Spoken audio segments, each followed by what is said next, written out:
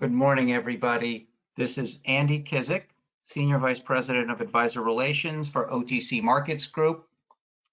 Welcome to our educational series in thought leadership. Today, we will be talking about family offices.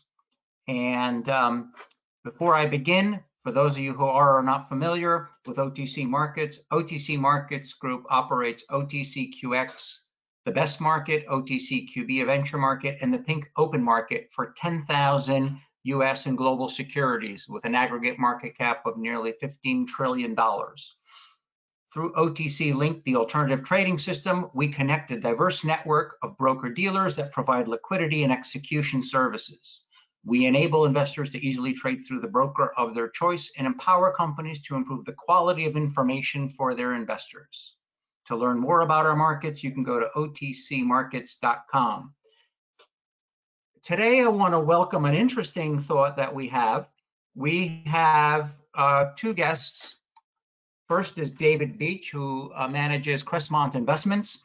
David has been in the business for over 20 years, managing public and private investment portfolios before the family office was basically a common term. We have come across David and we've really enjoyed talking with him. Crestmont Investments has sourced and financed hundreds of direct investments, also participates in raising capital. But most importantly, in today's discussion, we're going to be focusing on the do's and don'ts of family offices. I'd also like to introduce Jim Leach. Jim Leach manages the National Trust, a Leach family company. In addition to the work that Jim has done through the National Trust, Jim also chairs the RIPBS, which is a Rhode Island Public Broadcast System with over $100 billion in management, and has been the family business has been in existence for over 100 and nearly 115 years. Our guests are great because we are going to address a lot of questions that we have. To begin, family offices have typically invested in long, sustainable growth companies with stable cash flows. The model has been ever changing while family offices are seeking value and looking to companies like OTCQB and OTCQX issuers who can provide value, are emerging and venture, but also provide opportunities for good investment. Typically, typically family offices have been very private and misunderstood. How do we unlock the secrets of accessing them? And hopefully in today's webinar, we'll be able to pull back the curtain a bit into how family offices invest in ventures, what criteria they look for, and what could be a key to funding your business. Currently, there are approximately 3,000 family offices across the US, generally have a minimum of around 50 million in assets, and often look for alternative investment opportunities. We see more and more direct investment happening all the time. With that, I would like to introduce David to open up the discussion. And David, I'm going to be sitting here from the point of view of an issuer. So maybe you could just kick off and open up with Jim. What is the family office and how does the investment model work? Let me turn it over to David. Let's do next slide, please. Well, thank you. Good morning, everyone. I'd like to welcome you from wherever you're calling in from. And good morning, good afternoon, good evening is probably appropriate. As we kick off a virtual webinar in the midst of this very new virtual workplace that we're all working through. So my name is David Beach, and as Andy mentioned, I'm the principal and founder of Crestmont Investments. With me today is Jim Leach of National Trust. Jim's a friend and been a great business partner and runs a very admirable family office and long list of charitable ventures based out of Rhode Island. So we're very excited to work with OTC Markets on providing resources and guidance for issuers who are interested in attracting capital from family offices. So I'd like to start by talking about what it is that we'll discuss in this webinar today. So we'll start off with the basics of a family office. What is a family office? How are they different from private equity or other professional investors? We'll talk about their motivations for investing, how they like to write checks, not only in cash, but also in their experience. Then we'll review how to identify family offices and how to approach and present opportunities for their consideration. But most importantly, we'll focus on what attracts a family office to your offering. So please feel free to ask questions during the presentation. We'll do our best to accommodate or review during the question and answer session. And feel free to email me after this webinar with any questions if we're not able to cover them today. So we'll move on to the next slide and talk about the rise of the family office.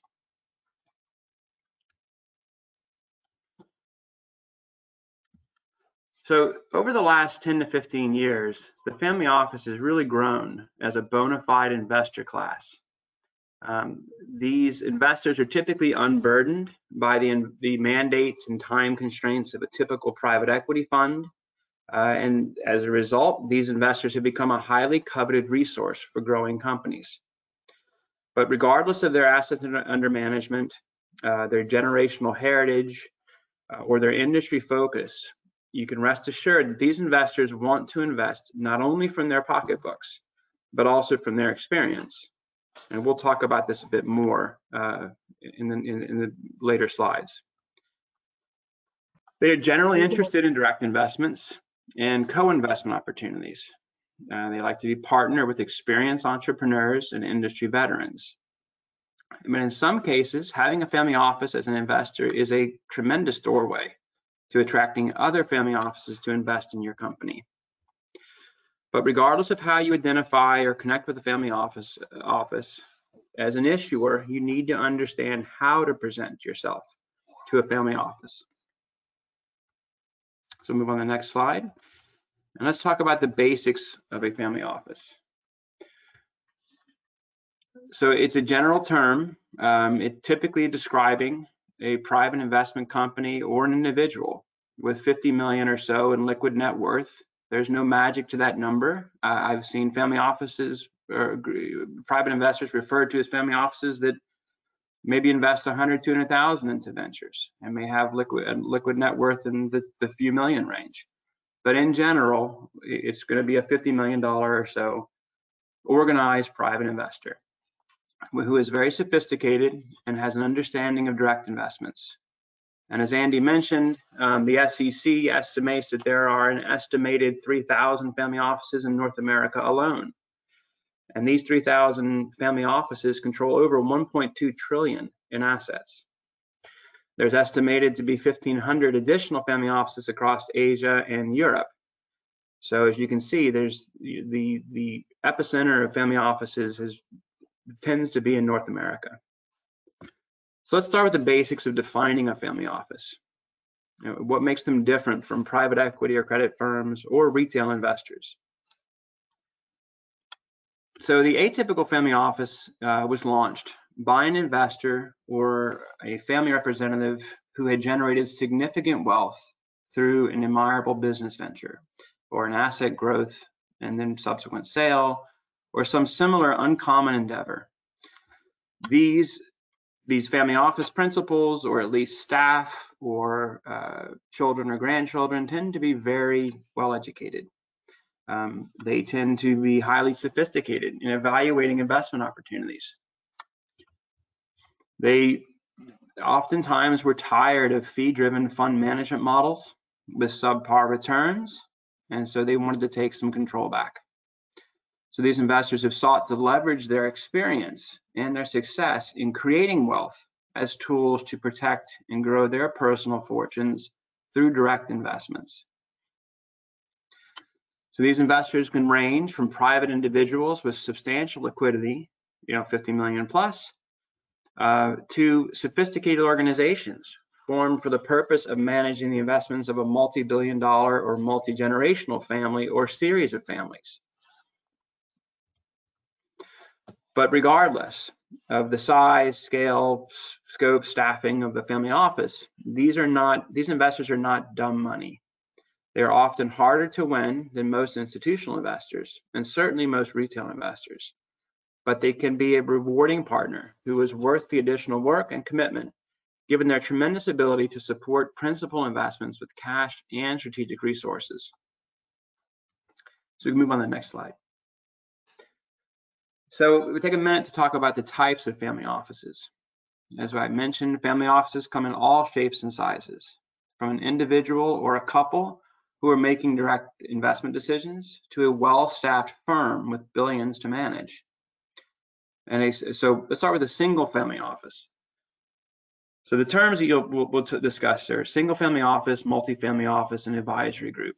And that's a general way that you can segment the population of family offices. So a single family office is something somewhat like it sounds. It's a professional investment effort, whether it's staffed or more of a concept, that's tasked with managing and investing the wealth of a single private investor or his or her family. A multifamily office can range from a single family office that grew to offer advisory services or pooled investment funds to other single family offices, or an advisory group that manages and invests wealth on behalf of multiple family offices. The line between multifamily offices and advisory group can often get confusing. And so it's important to do your homework and know who you're talking to. So advisory groups, are also a bit harder to define. These range broadly from a firm that is similar to a multifamily office or a pure advisory firm that is providing investment advisory or due diligence services to family offices. This can even include groups that advise families on things such as aircraft management, home and real estate management, or general investment guidance. But when you're reaching out to a family office investor, it is very important to understand which of these groups you're reaching out to and tailor your pitch to the group that you're presenting to. So family offices are typically formed once a family or private individual has substantial liquidity and prefers to directly influence how their funds are invested. And they will typically target industries where they have substantial expertise or prior experience. We can talk about this a bit more later, but for example, a family office who's has prior business experience in manufacturing or the garment industry will tend to focus on businesses in that industry. Something worth noting is that when they've had experienced something in their life, like a healthcare issue, for example, cancer or ALS or Parkinson's, then they'll be more interested in disease type remedies and life sciences companies. So but the size and staffing of a family office is an important factor when you are considering how to present a certain opportunity to this investor. David, this is Andy. I've got a question for you in terms Sure. of in terms of the client base that we're primarily focusing through. You started to touch upon previous experiences. I think one of the questions that always comes up is, for an issuer, do I fit the model? So if I'm an issuer and say, I'm in the consumer manufacturing, or I am in banking, community bank, or I am a firm that has a biotech life sciences background. One of the questions I think that comes up is, how do the funds actually connect with the right people? How would they know where to begin? What are some of the general tools that they can do to organize themselves in talking to you? Because we have, maybe real estate ventures that are trying to raise capital for more property, et cetera. Maybe you can tell us a little bit about some of the flavor or appetite of industry, or maybe even investment in non-US or Canadian assets as well. Yes. So, and Jim, feel free to jump in, but the answer is yes. I mean, family offices have made wealth across pretty much any industry you can imagine. Some life sciences may appeal to a certain segment and may not appeal to another segment. A family office that's focused on, protecting someone's wealth and is it generally risk averse is not going to look at an early stage company. A family office that loves to get involved in early stage ventures and is very entrepreneurial in its nature will want to see early stage companies and be bored by, a stable manufacturing company. So it varies widely, and you just have to know your audience, which we'll talk about in a minute. Sure. It would be good to hear a little bit about, if a typical investor were to maybe target an institution or maybe try to follow some more of a retail audience. I guess what would be good to hear is some of the basics, and maybe you could talk a little bit about the motivations that would drive that. And I'd also like to hear from not only from you but also maybe from Jim, who can tell us about some of that as well. Yeah, I'd love to jump in and thank you for having me, and thank you to the audience for participating today. First of all, a family office for the most part is probably somebody that has had a liquidity event, obviously, or it's a generational family that had a traditional either manufacturing business or some type of business that they've sold, and they want to continue to look for investments and manage the money they have and have it grow. Most family offices are small. It's usually a chief investment officer and a family member. It's kind of like managing your own 401k for individuals, but most of these family offices have trusts with limitation, and they're not limitations, they're not very responsive. They're not like a pension fund that can go out and look at something and has the verticals with the staff to do the research. They're usually private family offices off the radar screen, but that seems to be changing now because they have to compete for investment opportunities with VC, PE funds, endowments, now sovereign wealth. Many of the people go out and look for an organization to meet other family offices, such as the Fox or Opal, OPAIL. They also, what we do is we look at accounting firms and law firms as a way to find opportunities. But for the most part, because family offices are small, they may get distracted. You might have a meeting with them and everything looks great, and then all of a sudden they disappear for months at a time. Mostly because they have short attention spans. It's usually a family member that sold their business and has a lot going on and doesn't have time to focus on the meeting they just had with you. But the good news is the family offices are changing, and people are coming out of foundations now and working for family offices and putting processes in place to help with deal flow. One thing I would say is it's a relationship business.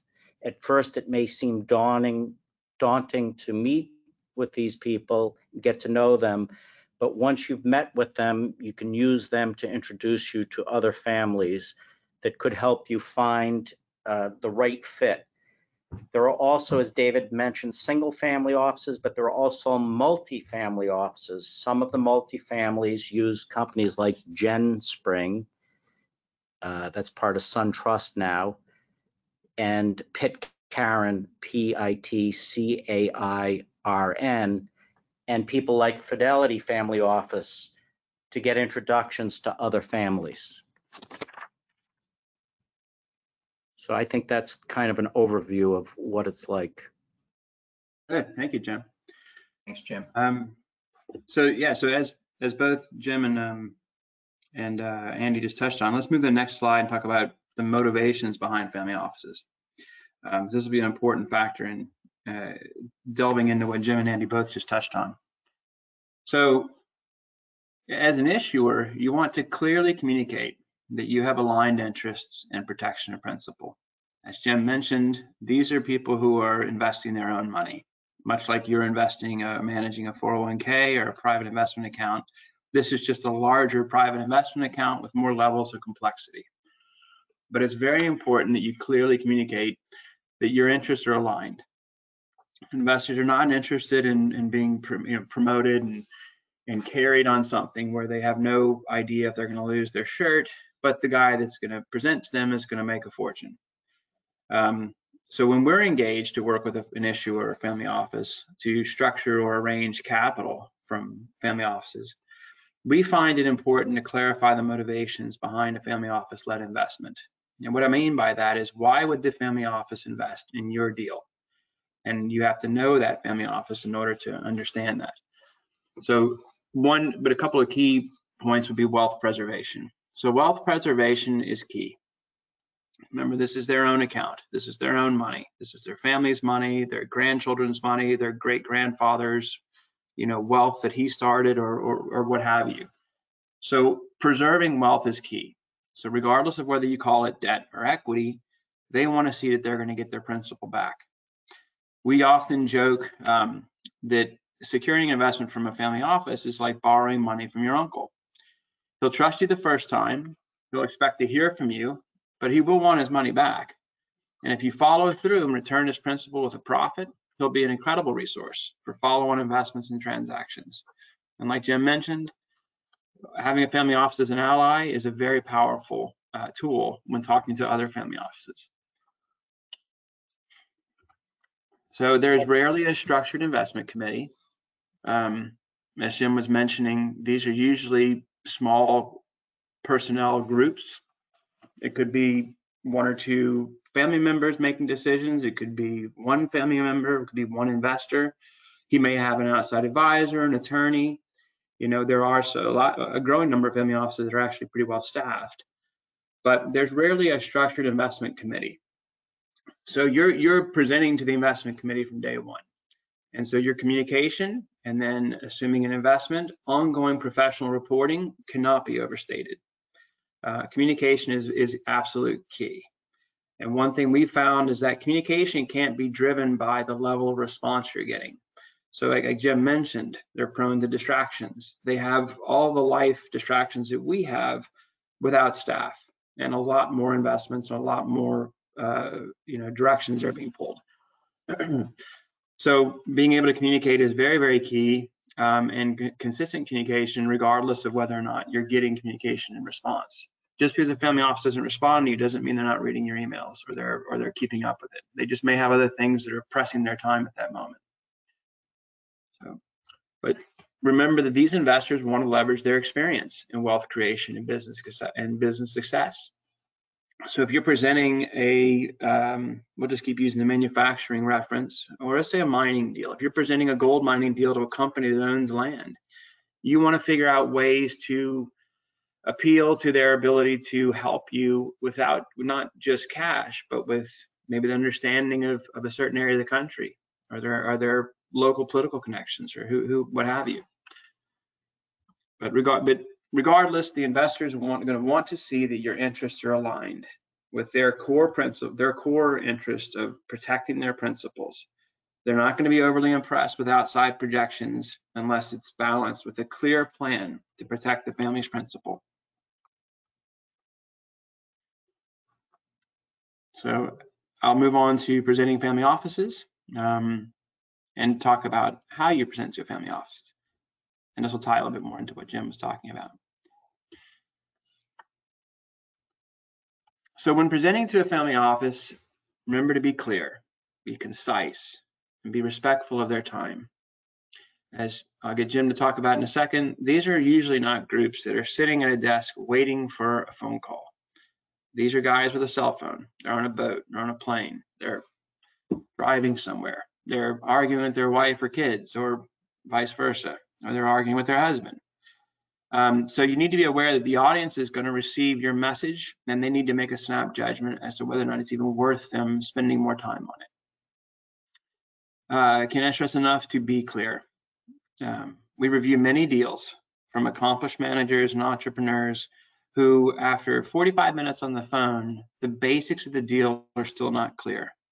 You need to be able to succinctly and clearly communicate the basic why, or the ask behind your offering. For example, how much are you raising? What stage or round of financing?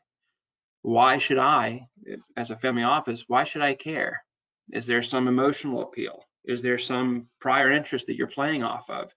Is there a return with a you know, some sort of protection or principle that it makes it a great you know, play for me? You know, you should know returns. Are we going to make 20, 30, 40% on invested capital? What are the return expectations? And then what steps have you taken to protect my principal if I invest? Oftentimes we see issuers who are just going in and they can't see the forest for the trees. They know they need $2 million. They know they need $5 million to get to the next step of their business plan, but they're only thinking about it from their seat. You need to put yourself in the investor's seat. You need to imagine that you're writing this check to your company. What are your concerns going to be? How are you going to quickly give them your prior 10 years of blood, sweat, and tears building a company and let them digest in 5 minutes why they should be interested and want to back you? So aligned interest is key. Distractions we talked about. Another thing to know is family offices are getting busier. They're inundated with deals. I do think family offices have gotten a bit better at screening out deals they know are not of interest, but that comes back to that clear, concise pitch. We've found that sometimes a quick email with a quick description of a potential opportunity is tremendously effective in getting to the first base, to understanding if it's a deal of interest, rather than sending a teaser or a pitch deck and waiting for a response. So Jim, it's a question to you.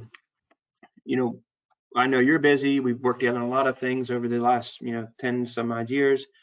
But do you prefer to receive an email that that comes to your phone that you can read on the go and understand, hey, yes, that'd be of interest, or do you prefer to get a formal email with a pitch deck that you have to review and then respond to someone to let them know if you're interested?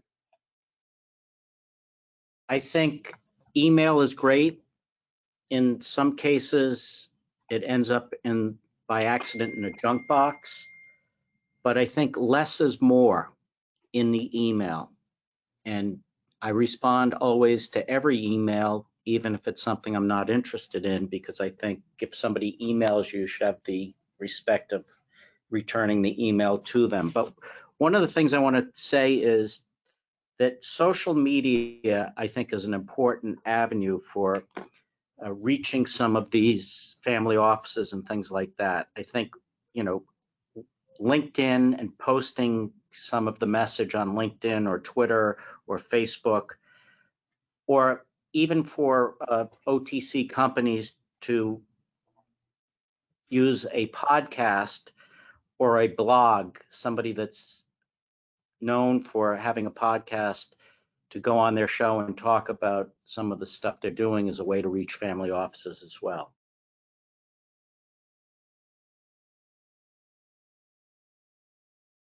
Does that answer that, David? Jim, it's Andy. Jim, I have a quick question for you. Sorry, I got muted.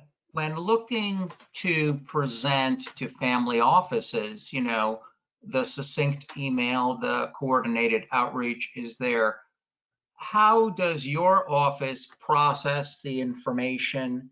Do you have are you open to a request for a meeting? Is there a conference call process you go through? Is there a particular way in which you meet on a weekly or monthly basis to review potential investments? And how do you actually go to source the potential investments as well?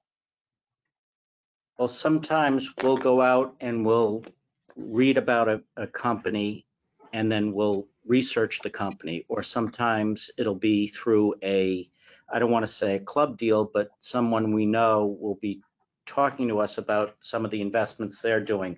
One thing that family offices always ask other family offices, what deals are you working on? Because they want to reach out and see if some of the deals they're looking at are similar to deals that you're looking at.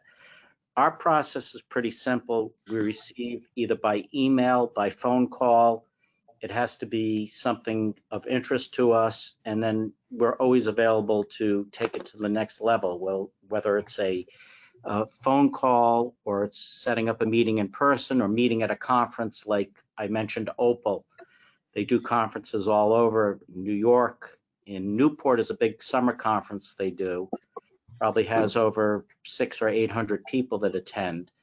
And one of the things that I've found very effective is some of these companies partner up with a family office and hold at a conference a party during the conference or in the evening after a conference. And that's a great way to meet people. I think for the most part, you have to build a relationship with a family office rather than sending them a whole bunch of material and expecting them to digest it and have a relationship with you. Yeah, that's, I mean, for example, you know, Jim and I know each other a long time, but when we're connecting with new family offices that we've never connected with before, it's often a very quick email saying, would you have time for a call so that we can get better acquainted? Because oftentimes what we're reading online or what we can find in news articles or what if they have a website, you know, may not be giving the full picture of what they're interested in. And so the best way to get to know a family office is to talk to them and understand. And, you know, a lot of family offices, as Jim mentioned, are competing for deal flow. So they want to know that they want groups to know what they're interested in. So that way it's an efficiency issue for them. They're receiving deals that are already of interest or within their interest area, as opposed to receiving random deals that are just wasting their time. But this will come back to. It also helps if, you know, you can find somebody that knows the family that can help make an introduction for you. Yeah, I absolutely. think that's a big plus too. And the question is, how do you go about that? Maybe you look at some of the activities the family's involved in, and maybe there's continuity in either the nonprofit world or in the corporate world, or where somebody can help make the introduction. Right, and it's a great segue because we're going to talk next about knowing your audience. So let's go to the next slide and let's talk about what Jim just mentioned. So, you know your audience. So as we were alluding to just now, it's vital to understand who you are presenting to. This can be as simple as, you know, what is the source of their wealth? You know, how much are they managing? Are they staffed? Are they unstaffed? Where are they located? You don't want to send an oil and gas deal to a environmentally conscious family office who can't stand oil and gas. You don't want to send an early stage tech play to a family office that will only invest in later stage manufacturing companies. These would be wasted efforts, or worse, they could damage your potential to present a good deal to that family office if they view you as not having done their homework. So a first step in getting to understand your audience is to learn about their source of wealth. That's the easiest first step to gauge whether or not that family office would be appropriate for your offering. Did they make it in the tech industry? Did they make it in oil and gas? Did they make it in you know, some agricultural business or land business? You know, is it the first generation? Is it a guy who is 30 years old and has just hit a home run in the tech industry? Or is it a guy who's 30 years old whose great-great-great-grandfather, you know, owned tremendous amounts of land and he's still managing that money for his family? It's really important to know your audience. So their source of wealth and their global perspective, you know, is going to have a huge impact on the investments they consider. So I know some of the questions might come in about, you know, various industries, whether it's cannabis, whether it's mining, whether it's life sciences or healthcare or manufacturing. You know, getting to know their kind of perspective is very important. You know, the size of the fund, size of the family office, are they 100 million or are they 5 billion? Sending a small deal to a multi-billion-dollar family office may be a silly effort. Sending a $200-300 million offering to a $100 million family office may also be a wasted effort. We could talk about that more, but I think you guys get the idea. You don't want to call a family office in California when it's 9 a.m. Eastern. Be aware of where they are. You don't want to call a family office in London at 4 or 5 o'clock in the afternoon. Catch the guy while he's in dinner or something. In this day and age, people's office phones are routing to their cell phones. So we're being a lot more conscious about phone calls we're making, just being aware of, you know, that we may not get an office recording or an office staff. So type of political interests, alliances, interests in social causes. You can look up a group called IX Investments. This is a new platform that speaks to the role of impact investing. Impact investing has become a real theme for family offices. These are often investors who are not having to worry about how they're going to pay their rent tomorrow or what sort of mortgage payment is appropriate for them. They don't have those concerns. They have different concerns. And the ability to take their wealth and make a difference becomes a real theme for these family offices. So IX Investments, as an example, was formed for family offices to profit with a purpose as their catchphrase. They were tremendously well received. I think it was around 50 family offices from 30 different countries signed up and invested to permanently fund this platform to use family office wealth for global impact. So be aware of, if you're in a business where there's a sustainability angle or there's some efficiency angle or you're saving energy somewhere or like oil and gas or mining is not a non-environmentally friendly business, but you may want to present yourself as why you're being environmentally conscious or how you're being a good operator. So just be aware of who you're talking to.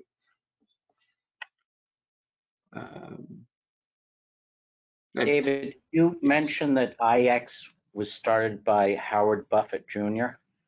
I wasn't, but now that we have, so the idea was they were taking, this is Warren Buffett's grandson. They were taking the Buffett model, I cannot think of the phrase right now, but anyway, the Buffett approach to investing and applying that to social impact issues. So, okay, so good. So just move on to the next slide. And just remember that where they made their money and what their view of the world is going to be a primary driver in how they invest. So in summary, and we can move on to questions and answers, family office world's been growing every year in its viability as a recognized capital market. An understanding of the wealth background, investment interests, social concerns, and current mandates for a family office are critical when deciding who to call on with a new offering. This is a capital landscape with a large amount of available cash and a wealth of experience and a real interest in direct investments. They want to make direct investments. And the issuer who is able to secure an investment from a family office is likely aligned itself with a partner who will deploy more than just money and help them grow their enterprise. So it's worth the effort. And I thank you for your time and happy to open up to questions and answers. Thanks, Jim. Thanks, David. If any of our attendees have questions, please type them into the right side, into the question box, and we will answer them in accordance to the way they appear.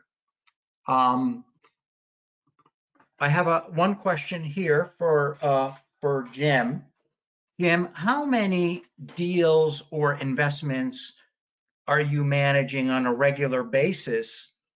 And what is your appetite for risk?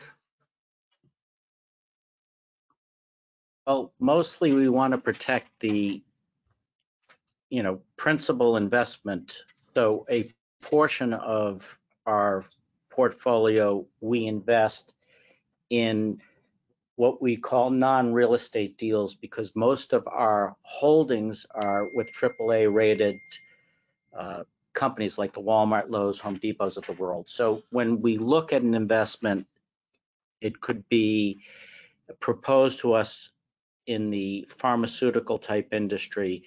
That's something we try and shy away from. We look for something that is more apt to give us a return rather than investing in a venture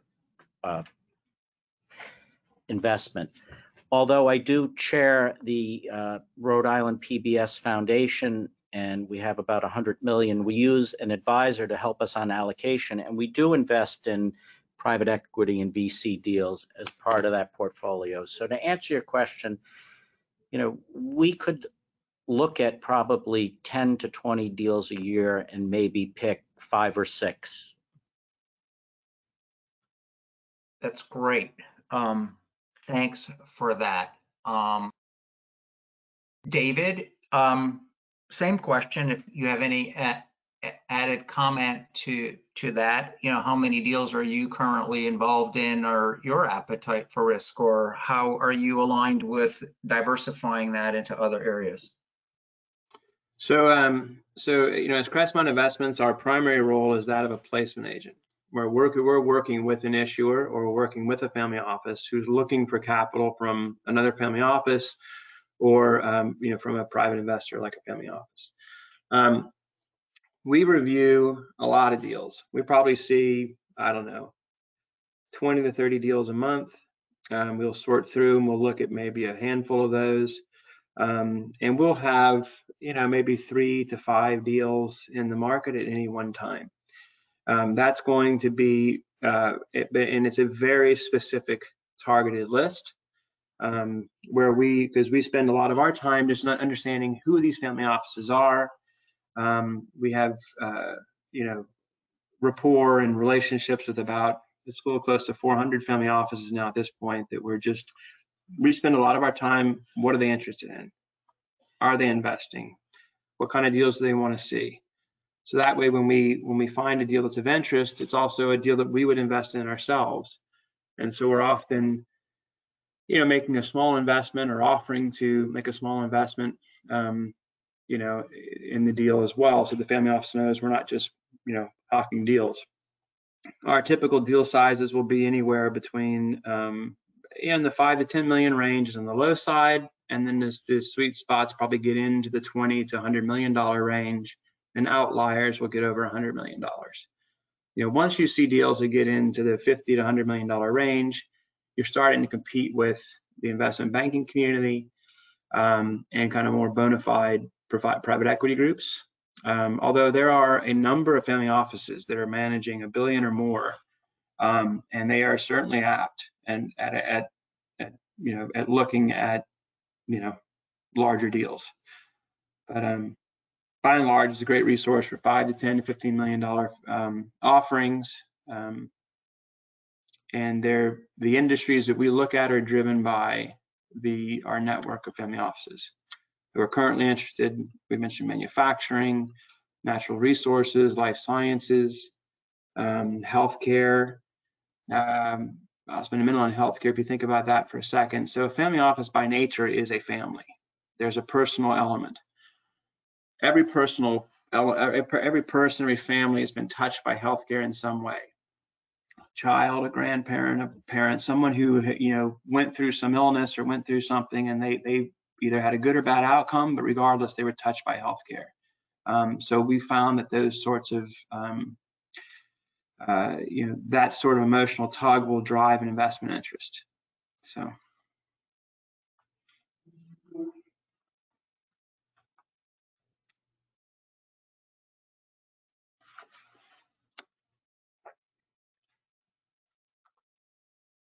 Andy, do we have any further questions?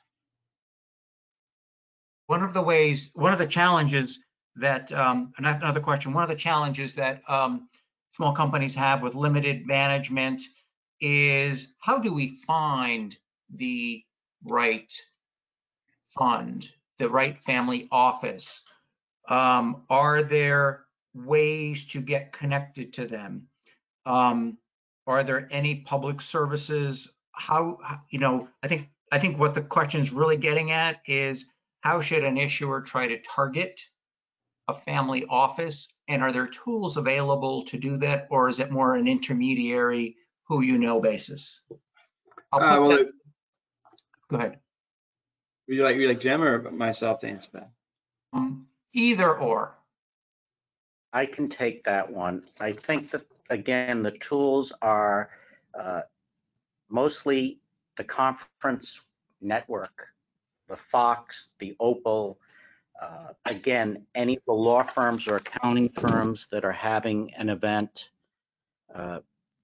That's the best way, I think, to meet and target these family offices. And we found mostly the Opal, OPAL, the Fox or the Tiger 21, TIGAR 21, is a good way to meet and target those families. Also, maybe to utilize the Gen Spring or the Pitt Karens that I mentioned, the multifamily or the Fidelity Family Office Group as a way to get an introduction to some of these families, or through the bankers or prime brokers.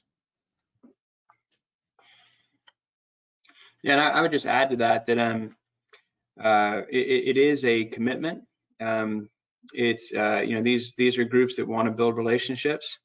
I mean, the online world has gotten a lot better. I mean, there's softwares that you can buy. There are investment banks and placement agents and intermediaries that you can hire. But regardless, if you're reaching out to the family office world, it takes some dedication. You're gonna need to get to know who you're talking to.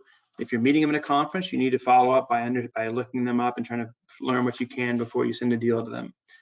And this is even more important this day and age with the COVID shutdowns and the uncertainty, around conferences right now.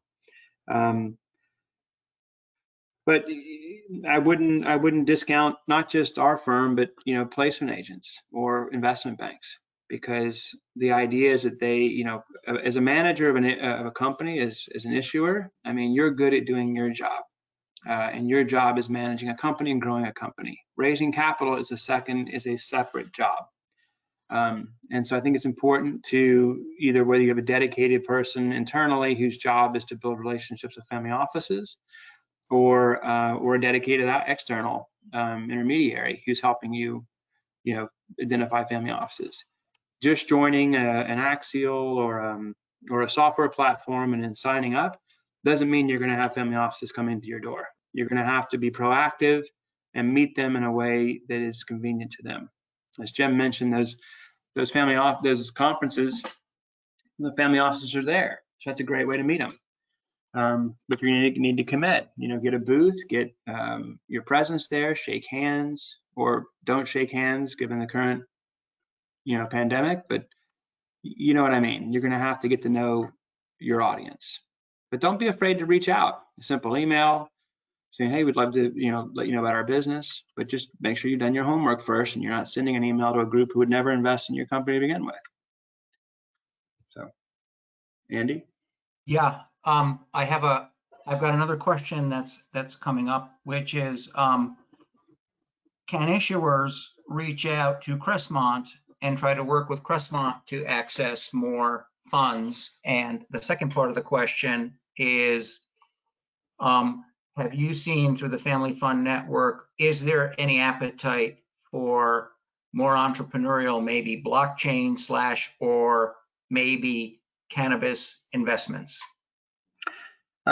Yes, I mean, of course, issuers can reach out to us. I'm happy to give some parameters on the kind of deals and some screening, kind of gating issues. But that is what we do day in and day out, is that we vet deals and we present them to family offices.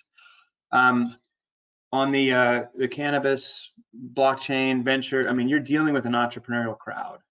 So if there's 3,000 family offices in North America, I mean, maybe it's 100 of them or 500 of them that will look at cannabis. And my suspicion is that number will grow as it becomes more integrated into the medical community, more accepted by banks, things of that nature.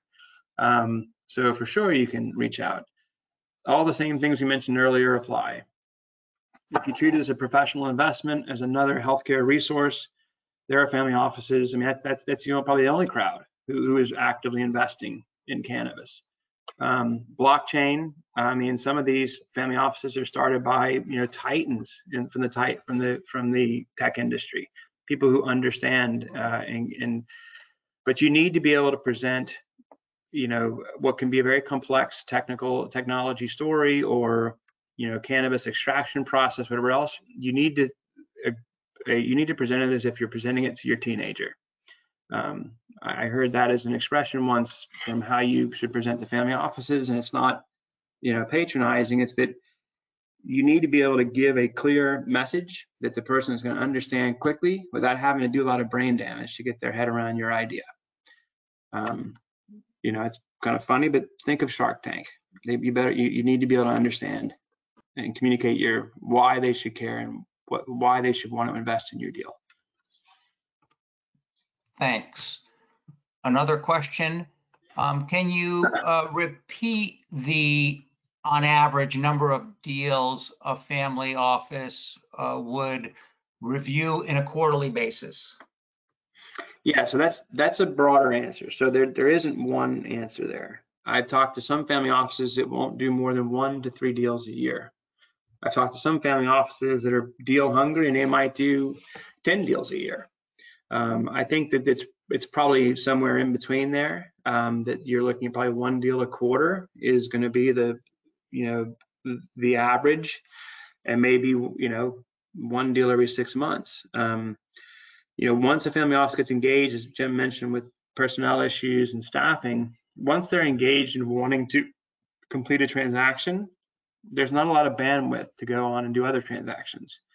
So when we reach out to family offices, we're usually reaching out to as broad an audience as we think makes sense, because we never know what's going to be going on behind the scenes with a divorce or a kid issue or a current series of investments that have gone good or bad that would distract them from being able to see a deal, even if it seems appropriate for them.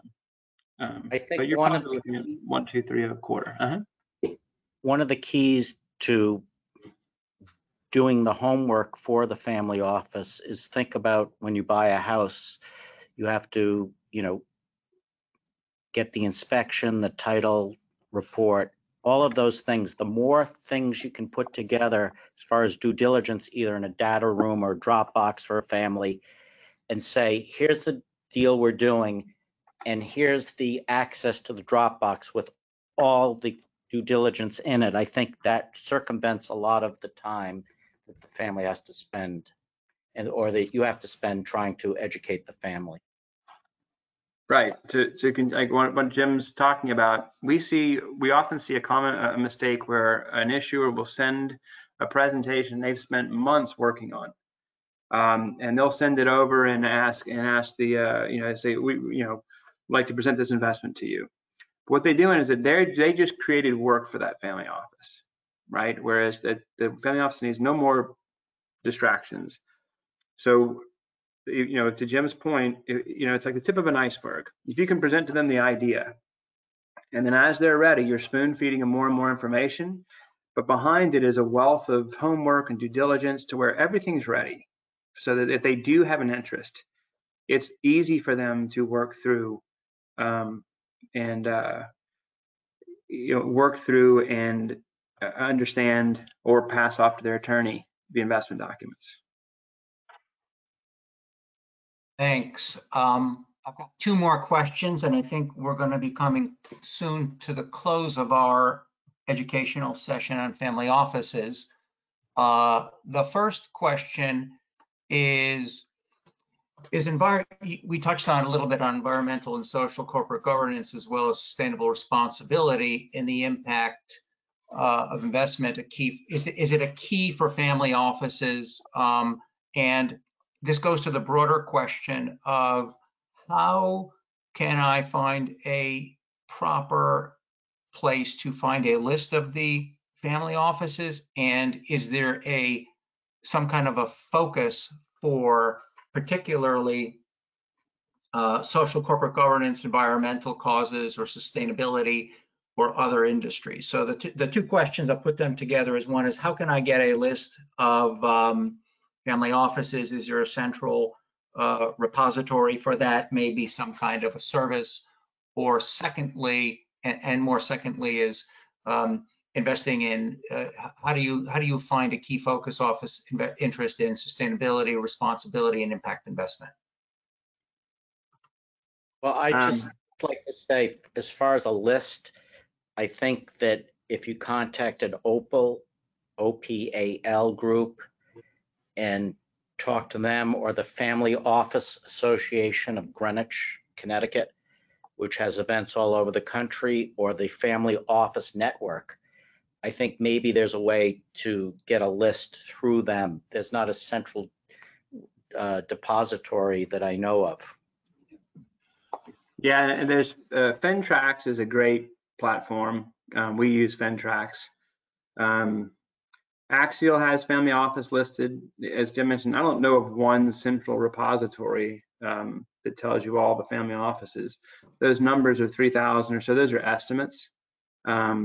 It's a number that I've seen enough. The SEC references the number that it's credible. I think on the ThinTracks platform, they're right around 2,800 or so, 2,900 family offices in North America. And as far as ESG, I mean, some of the ESG principles every family office is going to be interested in. Some you're going to be, but again, it's kind of like the, know your audience. Some are going to say, I don't know, if you take $1 million from me and turn it into $10 million, I don't care how you do it. Some are going to be very motivated and very concerned about how you do it.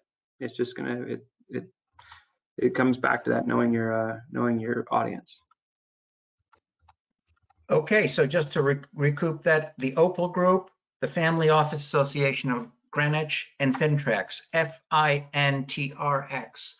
Right. With that, unfortunately, we have to come to a close of our session. I want to thank Jim Leach of the National Trust and David Beach of Crestmont Investments.